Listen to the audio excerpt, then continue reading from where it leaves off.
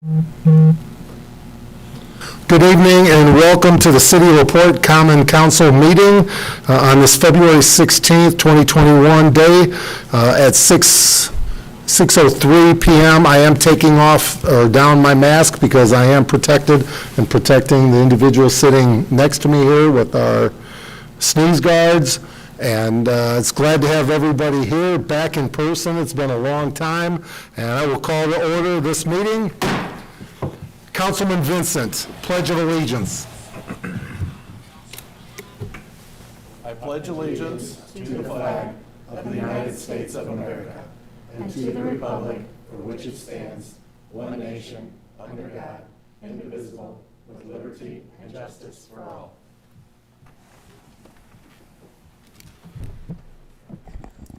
Clerk Treasurer Porte, roll call. Councilman Vincent. Here. Councilwoman Konechny. Here. Councilwoman Ficus. Present. Councilwoman West. Here. Thank you. Councilman Galloway. Here. Councilwoman Cutler. Present. Councilman Frankie. Present. All present. Approval of minutes. Do I have a motion? I make a motion to approve the minutes as presented. Second. I have a motion and a second. Discussion? Hearing none, all in favor state by saying aye. Aye. Opposed? Motion passes 7-0. Petitions and comments of citizens. And we do have one in person this evening. Dakota Euler, if you would come up to the microphone, Dakota, state your name, address, and you'll have 3 minutes to speak regarding your concerns. Hi there, Dakota Euler, 301 Pine Lake Avenue. Dear council members, I have been a resident of the LaPorte 29 precinct for the past 20 years. Over the past 4 years, I have noticed an increase in vehicular traffic along the residential street of Rockwood. I credit this to the exits for Culvers and new road connecting to Truesdale Avenue. Every time when I go to work, I travel this way to the traffic on Pine Lake Avenue. I have witnessed on numerous occasions a disruption in the flow of traffic due to not yielding for the right-of-way of southbound traffic. I see this as a public safety issue with continued development of the Newport Landing and Flaherty and Collins. I believe the use of Rockwood Street would be more of a problem as these projects advance. I have not been a witness to any accidents or injuries, but I believe it's always beneficial to review, plan, and prepare, rather than to react. I would ask that the council would act responsibly and add a sign for northbound traffic on Rockwood Street, giving the right-of-way to oncoming traffic. Furthermore, I would find it beneficial to study if the possibility of a one-way would be possible with a bike route. This would further advance the health of the LaPorte community and the safety of the members of the public in my precinct, if equipped with a safe connection between a Fox Park and a Soldier Memorial Park. Thank you for your time. Thank you, Dakota. Questions? Can I respond to that? Councilwoman Ficus? Dakota, I'm actually on Traffic Commission, and that has actually come up at our meetings because we've had several complaints about how crowded it is back there. So the Traffic Commission is going to look at that and do something. Thank you. Okay? Thank you, Dakota. Any other comments? Anybody from social media, online? Standing committee reports. Councilman Frankie. The school board met last week, and the big news is we have a new football coach, Coach David Ortiz, and I'm sure he'll do a great job. I've heard nothing but positive things about him. The redevelopment commission will meet on the last Wednesday of this month at 5:15. Yet to hear if that's in person or not. If it is, it'll be here. If not, it'll be on Zoom. That's all to report. Councilwoman Ficus. The only thing that I have to report is that Park Board will be meeting tomorrow, 4 o'clock at the Park Board, so we are in person tomorrow. Councilman Vincent. Yeah, I might add that our next Traffic Commission meeting is first Tuesday next month, and to Mr. Euler's comment, that is one of the topics for our agenda at the next Traffic Commission meeting. And then I believe Julie is Councilman West is going to provide an update on the Plan Commission meeting here. That was just last week. So, Mr. Euler, hopefully we'll see you at the meeting at the police department, the traffic commission. Councilman Galloway. Police Merit Commission met last Tuesday. They have several accommodations coming out. In the agility testing, there'll be 12 applicants. That'll be February 25th. Councilwoman West. The Fire Merit Commission approved a contract with Emergency Services Consulting International to provide the testing services for this year's promotional exams. This company provided the testing services 2 years ago, and the process went extremely well. They also set the test dates for the 5 promotional exams to be administered on May 3rd, 4th, 5th, and 6th. Also, the Plan Commission re-elected Jerry Jackson as president and Wendy Swanson as vice president. The resolution was approved of the Redevelopment Commission's amendment to the comprehensive plan to consolidate the city's economic development areas. The resolution was approved and passed, all in favor. The city offered the Plan Commission the opportunity to provide an input on their new website as they proceed with our new city website. Revisions or changes can be sent to Tom Casey or Grace Roman at the city planner's office, and they will incorporate them into the site. End of report. Councilwoman Cutler. At the last meeting of the Business Improvement District Board, the maintenance of trees downtown was the main topic of discussion, and budgeted amounts spent each year in the past covered the occasional removal or trimming, but not overall pruning or maintenance plan for each year. Going forward, the board will come up with a budget number and work with the city planner on a tree maintenance plan. The next meeting of the board will be Monday, March 8th at 5 p.m. and hopefully in person and also accessible via Zoom. And at the UEA, the end of 2020, the Democratic residential representative seat on the Urban Enterprise Association board opened, and I've been in search of a replacement. I'm happy to report to the council that I have found an interested and enthusiastic person willing to serve. His name is Ryan Laux. He's a registered Democrat, lives within the Urban Enterprise Zone. I've invited him to attend the next meeting of the UEA as a guest, and I will potentially bring his appointment to the council in March.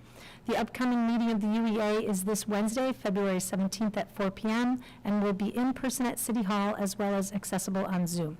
Thanks. Thank you for that, too, because I know it's not easy to find. So, Councilwoman Konechny. The Airport Authority met last Wednesday, February 10th. There are 4 major points to report. They're making good headway on the master plan and runway reorientation project, making good headway there. Number 2, they do have an accident response plan with a tabletop exercise scheduled for February 22nd. Fuel sales are off to a great start in January of 2021. However, they've been stalled a bit in February just due to the weather. And then finally, a date has been set for the Arizona Commemorative Air Force B-25 to come back to the LaPorte Airport. This will take place the week of August 9th through the 16th, and more details are to follow. As far as the Tree Commission goes, we actually have a great presentation to be presented to the council this evening, and we will meet next via Zoom this Thursday, the 18th. Thank you. Moving on, we have a special proclamation this evening. Kiwanis is celebrating its local 100th year anniversary. So in honor of that, as a Rotarian, I'd like to read this proclamation on behalf of the city of LaPorte. Proclamation. Kiwanis Club in LaPorte was founded on February 8th, 1921 by 52 dedicated and energized LaPorte businessmen. And whereas Kiwanis Club of LaPorte is a part of Kiwanis International, a global organization of volunteers dedicated to improving the world one child and one community at a time. And whereas service is at the heart of every Kiwanis Club, no matter where in the world it's located. Members stage approximately 150,000 service projects and raise nearly $100 million every year for communities, families, and projects. By working together, members achieve what one person cannot accomplish alone, and whereas locally, Kiwanis Club of LaPorte has grown its annual community service budget to over $20,000 to support college scholarships, 4-H, YMCA, Support Our Youth, Pioneerland, Kiwanis Teledyne Park, and over 20 other LaPorte activities each year. The club has contributed to and advocated for organizations such as Play for Jake Foundation and Riley Children's Hospital. And whereas to reach more people and have a greater service impact on the community, Kiwanis Club of LaPorte sponsors several Kiwanis family clubs, K-Kids for elementary school children, Builders Clubs for adolescents, Key Clubs for teens, and Circle K Clubs for university students.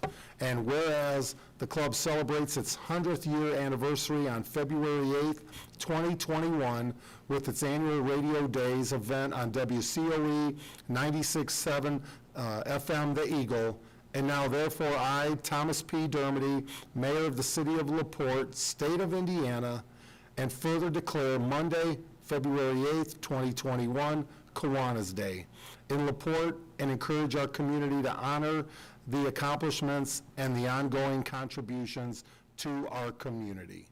And I think it's fair to say we all know a Kiwanian and know the good work that they do to make a difference in LaPorte. So with that, we'd like to honor Kiwanian or Kiwanis. Is there any Kiwanian or member of the community that would like to speak? We're good, okay. Thank you. So as Councilwoman Konechny mentioned, tree commission presentation, we do have somebody here to present, and we will move to that.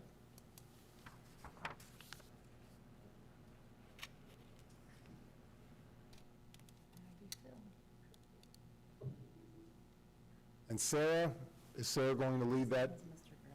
Or Mr. Graff? Hi, everybody. I just want to introduce Bill Graff. He works for Great Lakes Urban Forestry Management, and he performed our street tree and our park tree inventory for the city. He's just going to present some of the findings and data from our street tree inventory he completed at the end of 2019. Bill? Hello, Sarah. Do I have the ability to take the screen here? You do. Okay. PowerPoint presentation for you.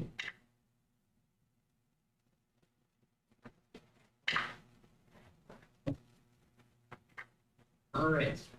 I'm Phil Grant from Great Lakes Urban Forestry Management. As Sarah said, we work on your tree inventory beginning in May of 2019, I believe. I am a certified arborist and urban forestry consultant. I was one of 3 data collectors who performed this work. We started in May of 2019, and we finished in cataloged thousands of trees throughout the streets in LaPorte. This was a project that was funded by, I believe it was the Department of Transportation, and it was the grant was, I think the grant was secured in late 2018. By the time we got done with all the red tape and got started that spring, the project was underway. Essentially, myself and 2 other data collectors went up to every single tree, parkways, recorded lots of data on each tree, including species, size, condition, maintenance recommendations, and so forth. And then what we did was we entered them into a geographic information system, or a GIS. Now, the city of LaPorte had an existing GIS system, ArcGIS, and what we did is essentially we created a tree layer for you using all the data that was collected from the trees. What this basically is you're looking at here is just kind of a screenshot of the ArcGIS. If I could go live online and show your web map, what this would be is an interactive tree map where we could scroll over with your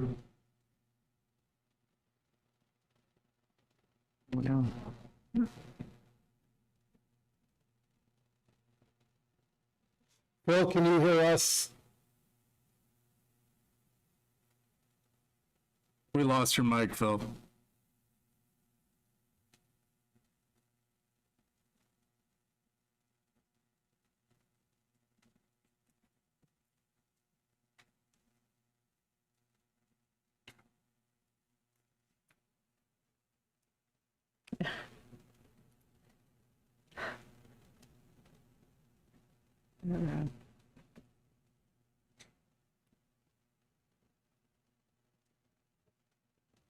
Phil, can you hear? No.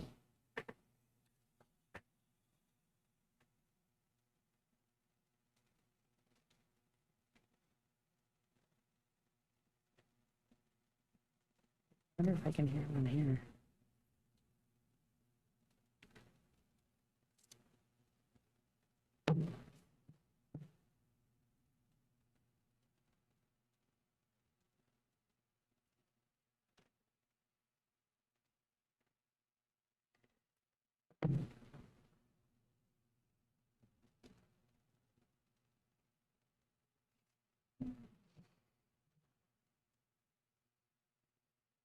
Well, maybe we should move on. Okay, we'll come back if possible. We can do that, and we'll find another option via phone. Yes. So we will come back to that. We do, our next presentation, we do have somebody in-house here, and this is something that should be exciting to all of us. Many of you, if not all of you, participated in the Heart of LaPorte Plan, which is the future map for our community and what makes us special, and we should be very excited about it. Tom Casey, our city planner, will give us a tour of the presentation. Thank you, Mayor. Thank you, Council. I think I need the laptop to do that, or will you be operating it? Yep.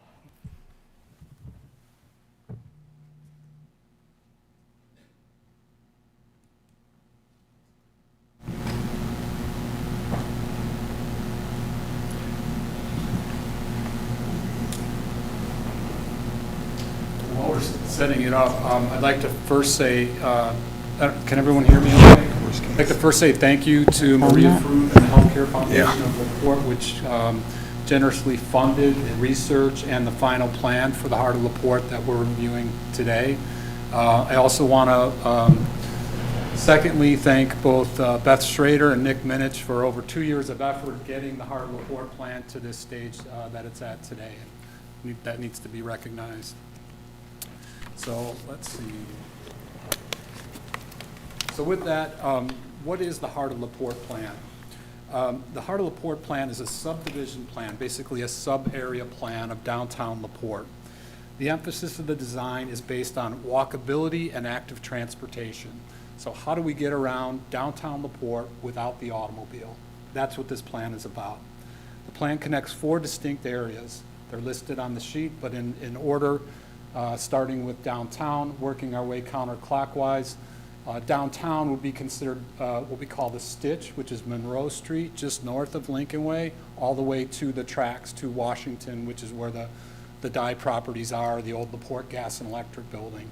Then we go over the tracks to Clear Lake and Farks Park, which would now be like the combined mega park and will be expanded with a complete loop around that park.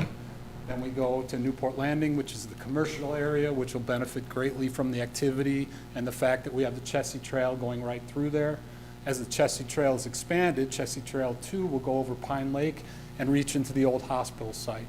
So we're basically creating this circle of activity around the center of LaPorte, again, based on walkability, based on active transportation. The main in the design, and first off, the Smith Group, I have to credit them for the completion of the design of this work. The plan is up for award in the state of Wisconsin with the American Society of Landscape Architects. So it's one of 4 that they're submitting, so I'll be able to update everybody what happens with that. But a very special plan that incorporates our unique natural resources, access to lakes, the history of LaPorte, as well as expanding and connecting to our existing park system and our existing infrastructure that we've already spent money on, which is the Chessie Trail. So why do we want to do this? I mean, how is it going to change the city of LaPorte? Why would we be looking at this? How is it going to change the health of the city of LaPorte and the residents of LaPorte? So first off, I got to get to the slide. So first off, it's going to act as a catalyst, and it's going to cause 3 different reactions. The first initial reaction will be a health reaction. Anytime you're located near a walkable trail or within a walkable city, there are immediate health benefits. First off, obesity levels drop. Basic overall health increases. Increase in better heart health, better brain health, and greater longevity of life. The second catalyst, or the second reaction, will be an economic reaction when this is built. So typically around and these are all backed by research. I didn't want to cite it tonight, but just in general, property values along a trail will increase and typically be 125% of market is what those properties will sell for, because they have immediate access to exercise and nature. In addition to that, from an economic standpoint, creating this walkable area and connecting, and LaPorte is so unique with the number of parks and lakes and the proximity of those. By creating this walkable city, we're going to attract younger, better talent. People today, Gen Zs, Gen X, millennials, they want everything in one spot. They want the urban, they want the rural, they want their coffee, they want their music, they want their exercise, their rowing, whatever it is, all in one spot. This will provide that, and LaPorte will get a second look from that people. LaPorte will get a second look from the residents, the younger residents that are considering staying or leaving. So it's extremely important. So with better talent, keeping younger people here, better jobs will show up. We'll see maybe more technological jobs come into town, or companies that will hire people like that because of these assets that we've created. All of that, in the end, will create a more stable and ever-growing tax base. And that's key. That's exactly what we need now with the tax cap that we're dealing with and the shortfalls on that. I'm currently working on, and this is a slide I just added last second, currently working on the committee for the countywide housing study that's being funded by the Unity Foundation of LaPorte. And we're working with a person by the name of Mark O'Neill at Green Street, who's just really great and providing some really interesting demographic information. So the first slide just details the costs of housing and transportation in Portage County, LaPorte County, and some other major cities. Typically, you want that average to be around 42 or 43. LaPorte is, I can't read this, 50, can you guys tell me what that's at? 53, 52 overall? So that score basically shows what this represents is the percentage of medium level, percentage of income based on housing and then based on transportation. So what stands out here is in the county of LaPorte, transportation is much more expensive. And it's not the cost of insurance, it's the fact that we have to use our automobiles more to get to places like Michigan City, to go to Myers or whatever. We're just traveling more in our cars in LaPorte County. But the standout slide was this one, which shows that by reducing that just by 1 point, by reducing our reliance on transportation by 1 percentage point, would result in $30 million in additional savings to LaPorte County residents. So the less we have to drive, there's definitely savings, there's definitely benefits all the way around, and they're immediate. We don't need to go into the other part of the slide, so I just wanted to add that. So the other reaction that will happen is a people reaction. So when you create trails and a community based around trails, it empowers all of us of any age to get out and be active. And I think we've all experienced this going through the pandemic. It's kind of a realization that this is important. Our health is critical and extremely important, whether we're 80 or whether we're 15. People want to get outside more, and they're realizing that. So everybody, it'll enable and empower everyone to reap the benefits of the trails, LaPorte's natural resources, visiting the lakes, doing a 2-mile walk after dinner right downtown. It's really a unique attribute that'll pay off. And when it comes to the residents, it'll give kids independence. So a 12-year-old kid can safely ride his bike around Clear Lake. He can go to the skate park. He can go to Fox Park. It just provides safe access for younger people and independence. It'll give elderly people, a new lease on life. They'll have access to trails. They'll be able to take walks. They'll be more mobile instead of being stuck in their house. And lastly, it'll give complete access to those with disabilities. Everything that we build will be based on ADA compatibility and ADA regulations, so it'll be open to virtually anyone, and that includes all of the visitors that'll come to experience it. Connectivity, another added advantage of implementing the plan. So when we talk about connectivity in this sense, we're not talking about connectivity to trails or lakes or parks. We're talking about connectivity to community, so how people feel when they're on a trail. And I think we've all experienced this, whether we're running or biking or walking. When we pass someone, there's some acknowledgement. We say hello, we wave to one another. All of that has a positive effect on how we feel, and it actually emphasizes the exercise and what we're doing. So in a way, it definitely enhances our mental health overall. It also, for single people that might be out on the trail, petting someone's dog or just interacting with someone, you feel less isolated, you feel more part of the community. It's just an extremely important aspect of creating a walkable city or walking trails.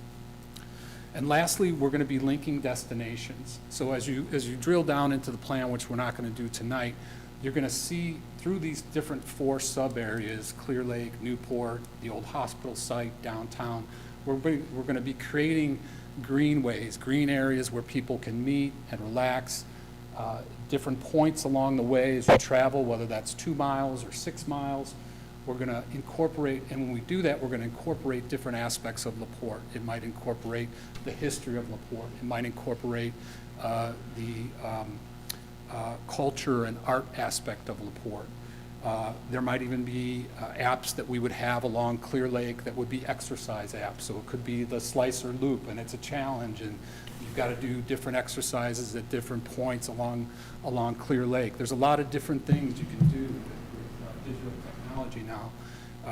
And it also enables you to measure it, so you can see what people want, what they're doing. Okay, they're doing the loop. We need to do more of that. So it allows us to educate ourselves on how we do our planning and what features we want to create as we create more links going forward. These are just some other examples of what Clear Lake is going to look like with Shoreline Restoration. This is considered a node, the picture on the upper right-hand side.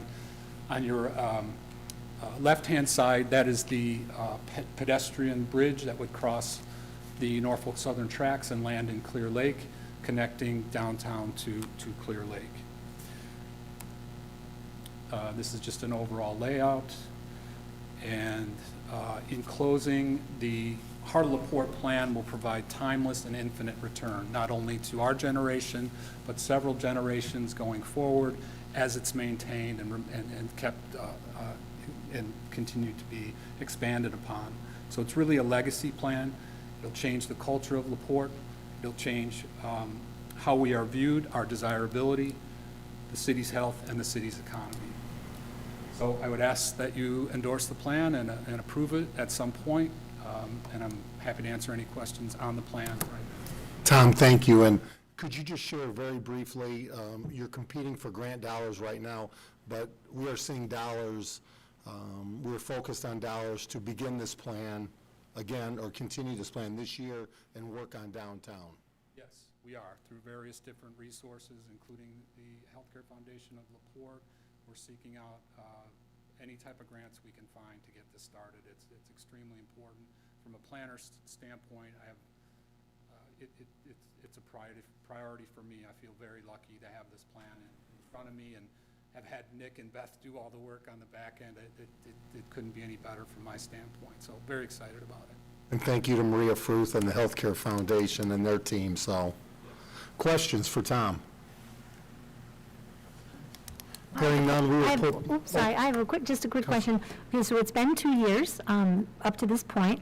What do we see as sort of a timeline or time frame that we're looking at from, breaking ground on one aspect and heading through? Do you have an estimate? So the estimate is based on funding. I mean, that's the number one variable here to get started. I can tell you that the 2 priority projects would be obviously completing the loop around Clear Lake, and then secondly, creating the Monroe Street Greenway landing, which is right at Monroe and Lincoln Way. So those are our 2 priority projects. Those are where you'll see activity first, but all dependent on funding, which we are aggressively seeking right now. Thank you. And Tom, just a couple questions or statements more. The time frame, when will it be completed? You've obviously answered that. And I love the trails for walking. I love to walk, but what about even younger class, something for them to do? I have children that would rather be on electronics than walking. We need something for the young kids to do. The skate park needs more police watch. But other than that, we need a sky zone. But part of the Newport Landing development includes a younger, if you've seen the plan, a younger group activity but hopefully more physical active than mental. Yes, and part of the, as I was describing earlier, part of creating these interesting On my phone? areas where people can go and sit and relax, those are areas that kids can go, and there can be interactive things that kids can do on their phone if they want to learn about the history of LaPorte, if they want to see what the shoreline should look like 5 years from now. That's something that you could do through augmented reality on your phone, where you hold the camera up. It actually shows this is what all the submergent species will look like as it's fully grown. There are all different ways to get kids interested in it and get them outdoors, and ways to measure the effectiveness of that. Further questions? Hearing none, I think it's our goal to put this before you on the next, in the next council meeting, because again, we need your approval before the community's approval that you believe this is the future of LaPorte. Thank you very much. Thank you, Tom. Excellent.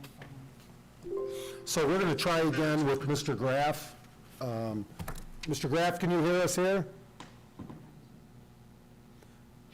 Yes, I can hear you. It seems like I had some of you with me, but maybe some others were lost. Maybe some of the in-person people couldn't get me over the TV. Would you like me to resume with the PowerPoint presentation that I had on there, or did you want me to just kind of wrap this up? Sure, go ahead. While we've got you. All right, let me go back to the screen share here. Okay.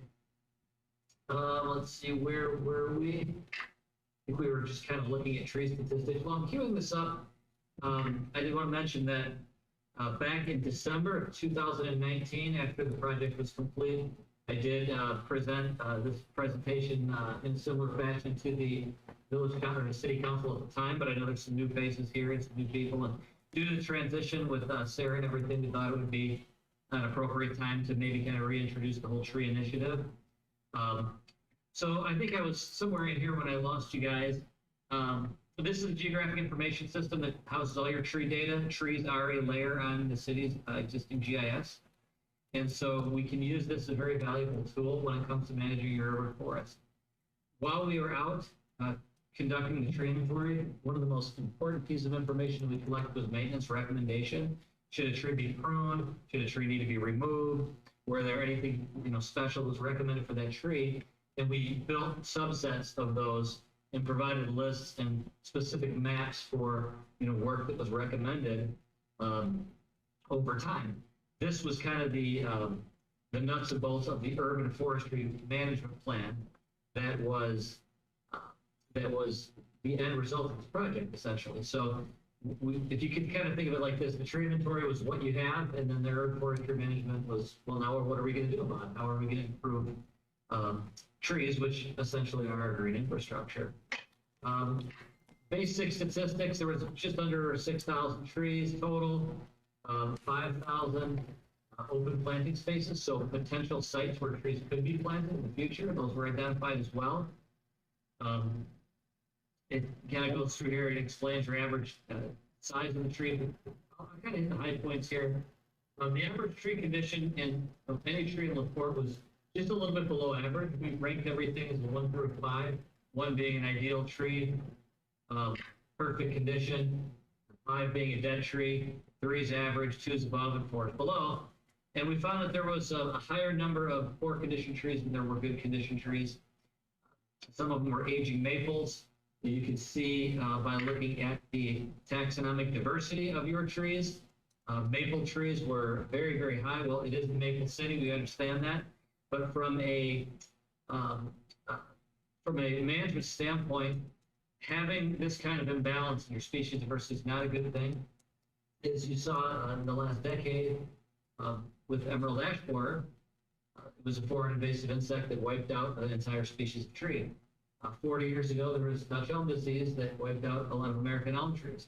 If there should ever be any kind of invasive insect or contagious pathogen, fungal, or any kind of disease that would get maple trees, you could be in big trouble.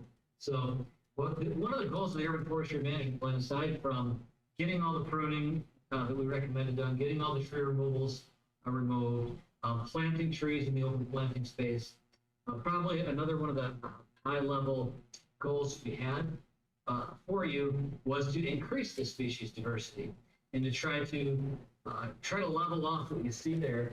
There's a best management practice in urban forestry, which is called the 20-10-5 rule. And that basically states that you don't want to have any more than 20% of your overall tree population coming from one family, 10% from any one genus, and 5 from any species. And you can see here from looking at this graph that the maple trees greatly exceed that. So not that we shouldn't plant any more maples, because we're going to want some in the future, but we need to plant some other trees. And we can use the tree data to find out what trees we don't have a lot of, but ones that are growing well and are in good condition. So you're kind of using your own data to validate what trees could be planted in the future that grow well in the city of LaPorte.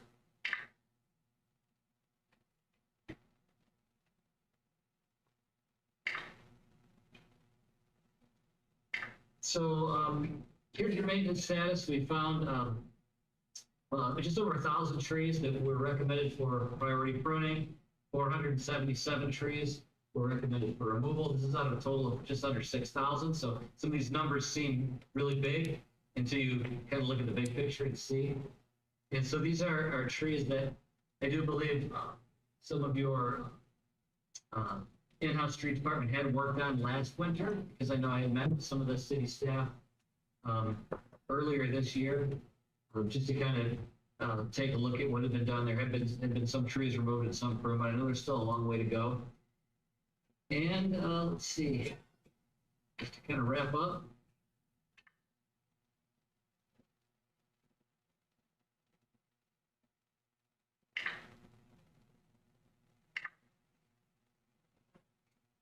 I'm kind of having a hard time using my PowerPoint. Is everybody still with me? Yes. Okay. Kind of acting strangely. Sorry. Seems like it's Well, Phil, maybe in closing, would you like any comments? in closing, actually, I would just, but the PowerPoint's frozen, so I'm not sure what's going on here.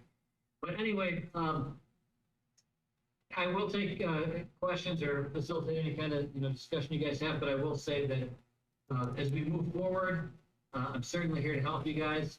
I am local, so I live 15 minutes from LaPorte. I'm here to kind of help you manage your urban forest in terms of keeping, one thing that's going to be really important is keeping the tree inventory data current. Sarah and I have had a lot of discussions about that. I'm here to help guide that process, as well as make any kind of lists or maps or anything for contractors or for the in-house crews to get any of this work done. So use me as a resource. I'm happy to work with you, and I just want to say thank you for allowing us to do this project. It's been a little over a year now, but I am glad to come back and just kind of revisit everything. So thank you. Thank you, Phil. Questions? I would just like to add, and I think Laura, you can confirm that, we're very fortunate to have Sarah Nimitz in our engineering department. Excellent hire. She's basically an arborist. And when we talk about improvements, the Heart of LaPorte plan, trees, everything coming together, she's an important piece. So with that, any other questions, or Councilwoman Knežny, anything you'd like to add? Just to thank you again for the presentation. It's great to know that we have somebody on city staff, such as Sarah, that has the enthusiasm to tackle these statistics. So it's easy to come to a meeting and point data out, but I truly feel that she has the passion and the drive and the motivation to make a difference. And in the next meeting, I'm sure I'll come back and talk about what she's looking to do with the whole tree commission as far as expanding our urban canopy by 2030 as well. Other questions, comments? Hearing none, we will thank you again, Phil. We will move on to Thank you for having me. Councilwoman Knežny, second and final reading. Your Mayor, I'd like to make a motion for the second and final reading of an ordinance. Second. I have a motion and a second. Discussion. All in favor, state by saying aye. Aye. Opposed? Motion passes 7-0. Councilwoman Knežny. An ordinance amending ordinance number 5-2009, amending provisions to the city's ordinance regulating trees, shrubs, and other plants. Discussion? I believe Nick Minnick is on. Nick, can you hear us? I can, yes. So if there are questions, Nick is available, and I think Sarah may have emailed all of you regarding questions, concerns, anything regarding the topic of fines that you want to Yeah, ask questions? Yeah, we had a question last meeting about a correction of whether the fine was 1,000 or 100. There was a discrepancy, so has that been addressed? Sarah, would you like to address, you might be able to articulate it just a little bit better than I. If not, I'm more than happy to give it the old college try. Sarah, there you go. Yeah. Okay. Hi. I just, to clarify, there was a couple discrepancies. The fine for the activities outside the permitted activities or performing activities that aren't permitted, in the tree ordinance can be up to $1,000. That was a typo last time, I apologize.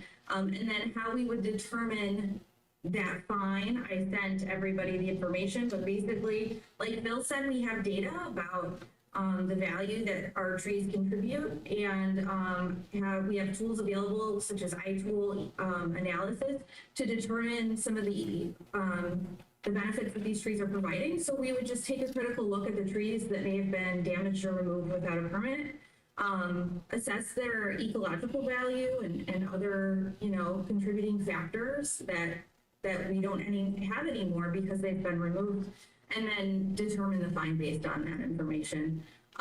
This doesn't happen often. It hasn't happened since I've been here, but it is nice to have some sort of provision in place, should we need to have a formula or a template to follow to determine how much those fines should be. But up to $1,000 is the correct language in the ordinance. Thank you. Further questions?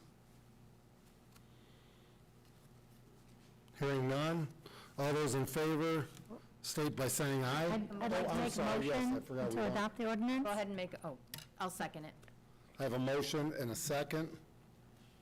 Discussion? Hearing none. All those in favor, state by saying aye.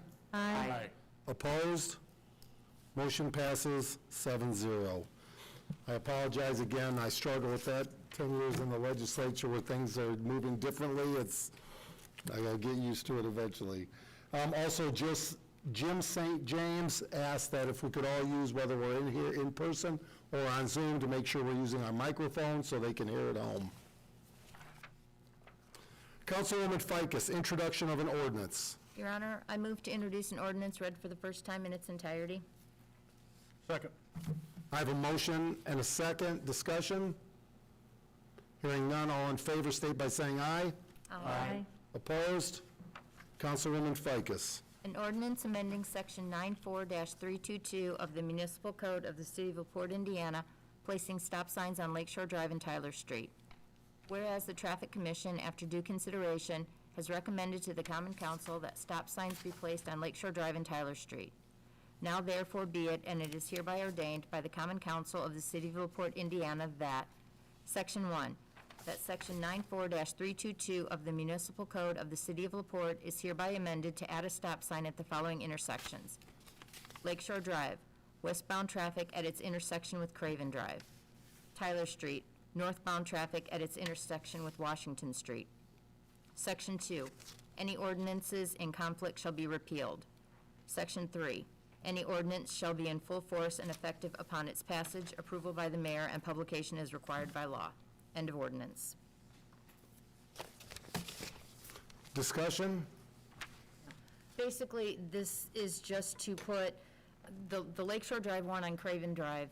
When you're coming off of the one-way, we had a couple people that came to Traffic Commission. They were worried that once it turned into a two-way, there were going to be accidents, when, in the summertime, when it was going to be a little bit busier. So this way, putting a stop sign there, people have to stop. It gives them a chance to kind of assess the situation, realize that there's a two-way, and hopefully that'll avoid accidents in the future. And then Tyler Street was with the hospital. And if you want to jump in on anything with me, because you're on traffic as well. Yeah, there's a couple, three of us that are on Councilman traffic. Vincent. Thank you. So just to kind of build on Councilwoman Ficus's comments, There's three of us that are on Traffic Commission that are here this evening, and we've talked about this situation a couple of different times, but in relation to the intersection of Tyler, that's where the new hospital is, and there had been some desire, I think, just to see how the intersection interacted with ambulance traffic and how that intersection moved from a safety standpoint. And we've got enough of that data to this point that we feel that it's appropriate to have that be a three-way stop, not a four-way stop. There won't be a stop sign for southbound traffic, if you will, that comes across the railroad tracks there. And the reason for that is that we don't really want to back up cars and have the potential for there to be an accident on the railroad. But we do want to have that three-way stop on that four-way intersection, so. That's basically what, yeah, in a I guess nutshell. That's the summary. Further discussion? Hearing none, we'll move this item to the next meeting, our first meeting in March. Councilman Frankie. Your Honor, I move to introduce and read a resolution for the first time in its entirety. Second. I have a motion and a second. Discussion? All those in favor state by saying aye. Aye. Opposed? Councilman Frankie. A resolution of the Common Council of the City of LaPorte, Indiana, approving certain matters in connection with amendments to the declaratory resolutions and economic development plans for each of the LaPorte Town Square Economic Development Area, the LaPorte Central Business District Economic Development Area, the Thomas Rose Industrial Park Economic Development Area, and the Eastgate Economic Development Area.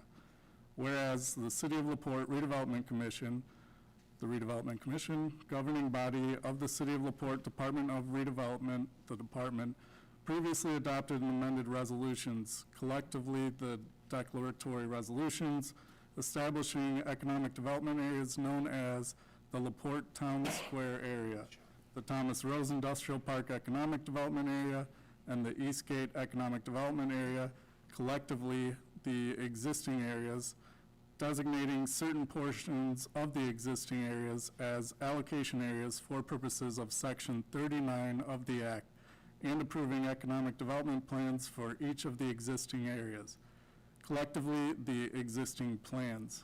Pursuant to Indiana Code 36-7-14, as amended, the Act, and whereas on January 27th, 2021, the Redevelopment Commission approved and adopted Resolution number 1-2021, the resolution, which, one, enlarged the boundaries of the LaPorte Central Business District Economic Development Area to add the parcels described on Exhibit A attached thereto, such parcels, also known as the expansion area.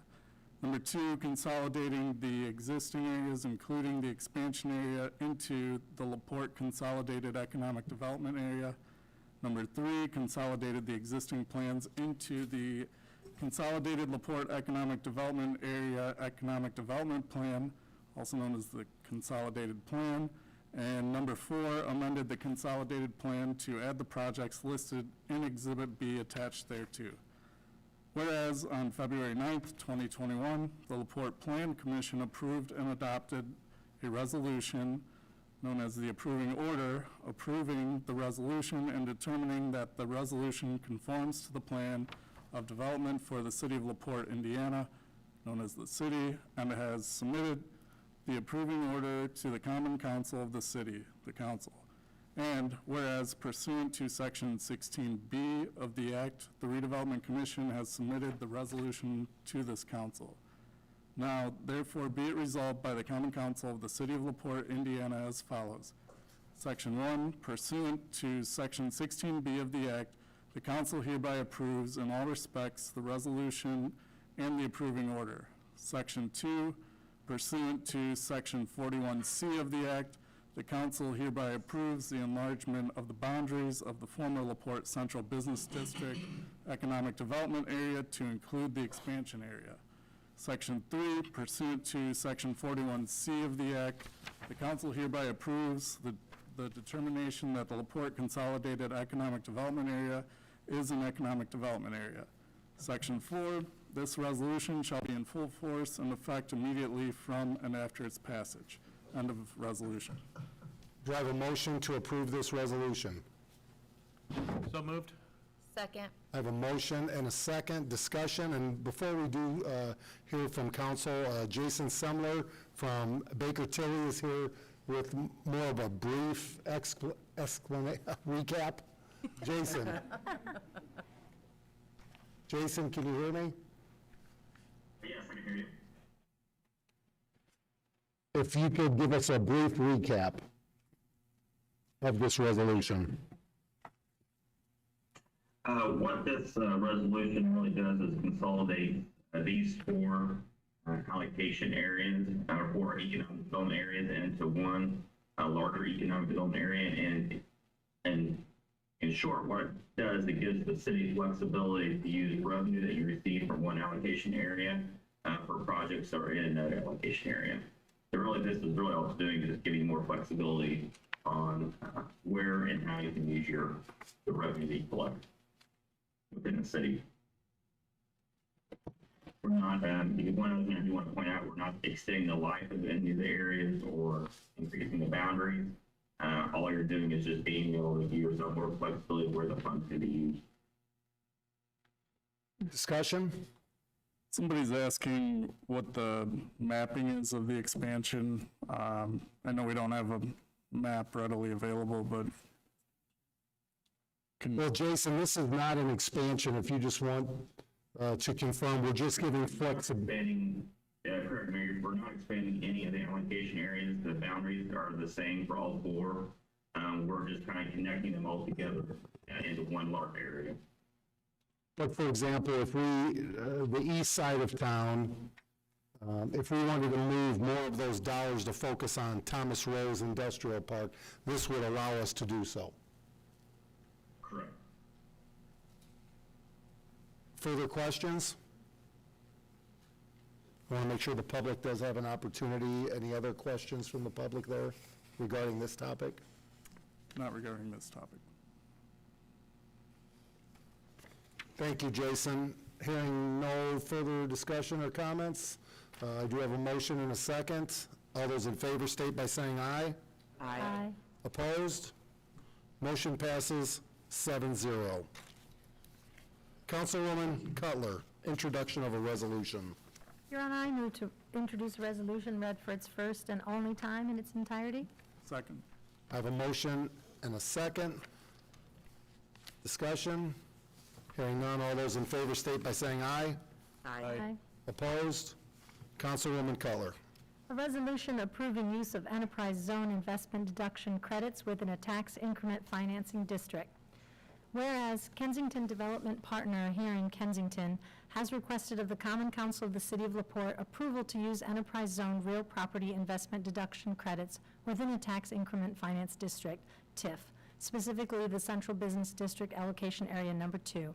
And whereas Kensington's proposal would result in a capital investment of $2,285,000 for building costs and $2,325,000 for site work cost for a new 19,054 square foot single tenant retail facility.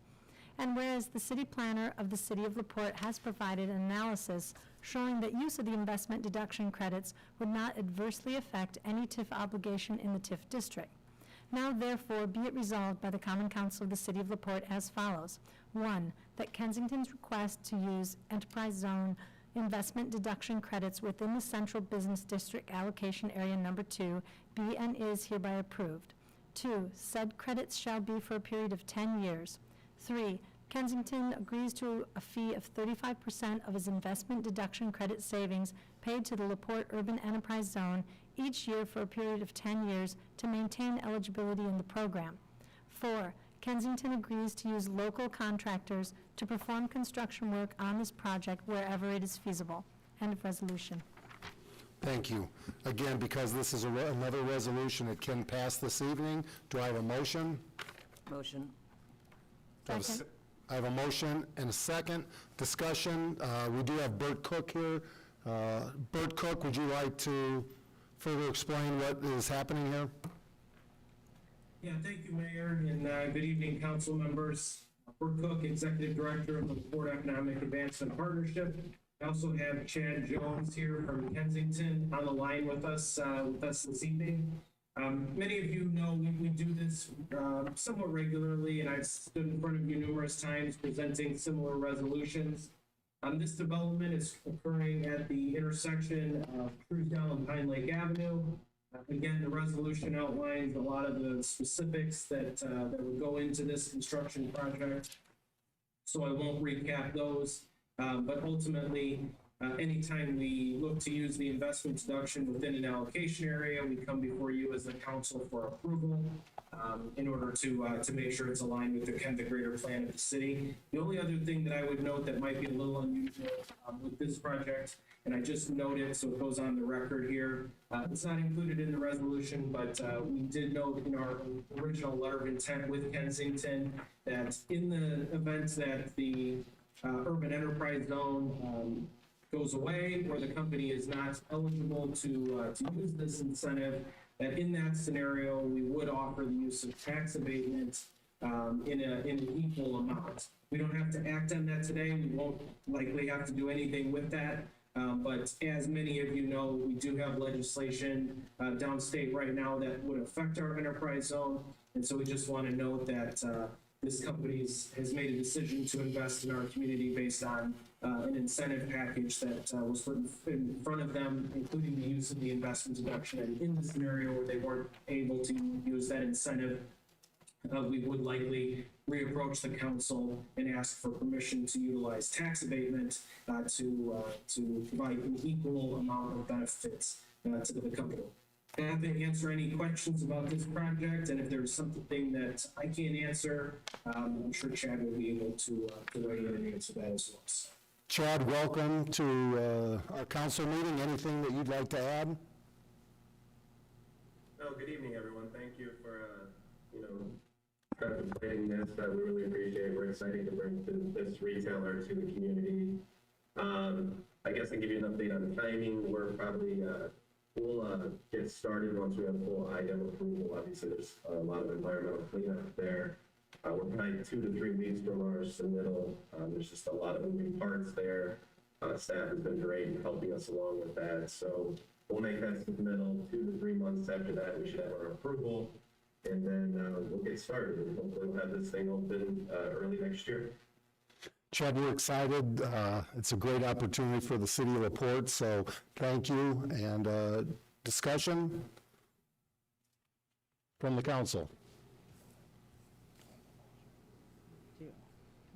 Hearing none, we do have a motion and a second. All those in favor state by saying aye. Aye. Opposed? Motion passes 7-0. Thank you, Chad. Good luck. Thank you, everyone. Other business, a few points to bring up. It is, again, we're excited to have everybody back in person where we all belong. That's great. The UEA bill, Urban Enterprise Zone bill, did pass out of the House of Representatives with only 2 nay votes. I won't explain why the 2 individuals voted nay, but it moved smoothly through the House, and we're expecting Senator Bohacek, the sponsor, to continue that momentum in the Senate, and hopefully we'll pass through. Number 2, a special thank you to Mike Fraze and the entire team of the street department. With all the work that they've been putting in with all this snow has been amazing. And to clean up our downtown, in the middle of the night, coming to make sure that we're moving snow from downtown has been fantastic. The snow emergency, we have had a snow emergency on our books in ordinance for some time. And as Mike Fraze has asked, it's not ever been used in his 12 years. He's asked for it. He thought it would be helpful. And so after speaking to the police department, the street department, and following the guideline of the current ordinance, it allowed for 4 hours notice to put this into effect. And we thought it'd be a great time because we started receiving complaints that people couldn't get through the roads weren't being plowed, and we didn't want to wait till we had an emergency vehicle situation that they could not get through.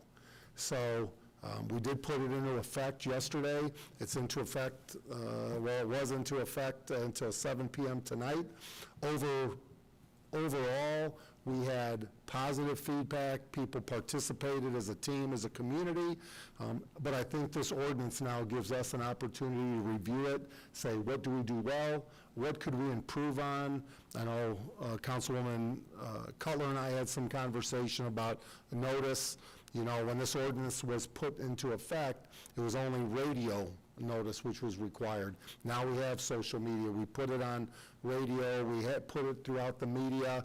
But it brings to a bigger discussion, and one thing that Mike Fraze has talked about would be helpful throughout the year to maybe park in that manner of odd days on the odd side when you can, even days park on the even side, because not only during snow times, but then street sweepings that they can do in the fall and the summer, it would really help them. So I think that's something that Councilwoman Ficus might want to consider and have further discussion, but really from all of you of how do we update that ordinance, because I'm sure this won't be the last time we have snow in our community. So any thoughts there? No, I think it's a great thing, and I did email all of the Traffic Commission members, and so we are going to be discussing it at the March meeting.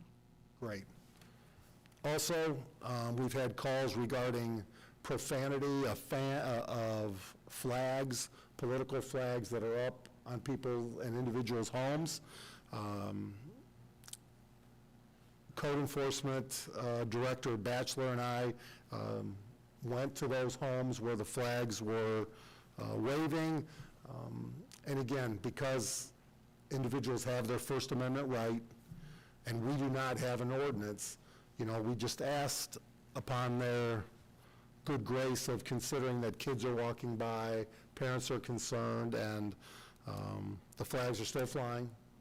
But this is a real tough balance. This is a difficult balance because you start invading people's First Amendment rights, and we've got a bigger problem and a bigger issue. But I did want you to be aware that we have not ignored the requests, the concerns of citizens that are flying these flags or putting them up on their homes. So besides that, the old hospital site was mentioned, and we're excited to have meetings with the hospital leadership to talk about what that area, what that land could look like, whether it's a community gathering spot, but combining that opportunity there with truck traffic eventually being removed off Lincoln Way, this could be really special. So, give you an update there. Also annexation. Remember, what you passed, we have people coming to us saying, I would like water and sewer. I would like water and sewer that are currently not in the city limits. And so, you know, our belief is we want to only provide that to citizens or residents or who are willing to sign an agreement that states at the point it becomes available for annexation, we will not fight that annexation. Now, from what I understand, the state Senate is trying to kibosh some of our language and get engaged in our process and what we'd like to do and remove the authority of that the signed agreement between residents and the city would no longer be valid and nobody could sign agreements. And all that does is hurt residents because they won't receive city water and sewer. So we're working through that. We'll see what happens, but great opportunity, and we're going to continue to move that forward. With that, I do have a couple of other comments. We have a person, Catherine Cure, is upset the transport bus. Nobody notified her that the bus would not be running at 8:15 and would not run today until 11. Beth West, the director, transport director, was informed. She did reach out to many people, had the list ready, not only employees, but individuals that were in need of rides, to let them know that we were opening through social media posts, calling, and this is a social media post, but we are sorry that this individual did walk to work, but overall, I think transport has been continually improving, and unfortunately, we've had a storm that, you know, we couldn't get those buses out there and put at risk. Good idea, adding the stop sign on Tyler, Patricia Kent. Thank you, plow drivers. I'm just trying to go through. Anything else that you see, comment-wise? Yeah, I do see one that does make a little sense to me, and I don't know what the legal authority is, but they're asking if we could extend it to the opposite side of the street now, so the odd numbers have a shot at getting cleaned. And Mike Fraze, we talked about that earlier today, and he is going to send a team out tomorrow to see what that looks like, and then if we need to do that for the other side, we'll discuss that, and we can have that conversation tomorrow. But he wants to see what the road looks like to see if they can do that. But yeah, I think that, if we start getting in the habit of doing that, I think that's just a betterment to everybody. Great. That's all I see. Other comments before Roger gets ready to adjourn? Hearing none, great to see everybody in person. Do I have a motion to adjourn? Motion to adjourn. Second. I have a motion and a second. We are adjourned. Thank you and have a great night, everybody.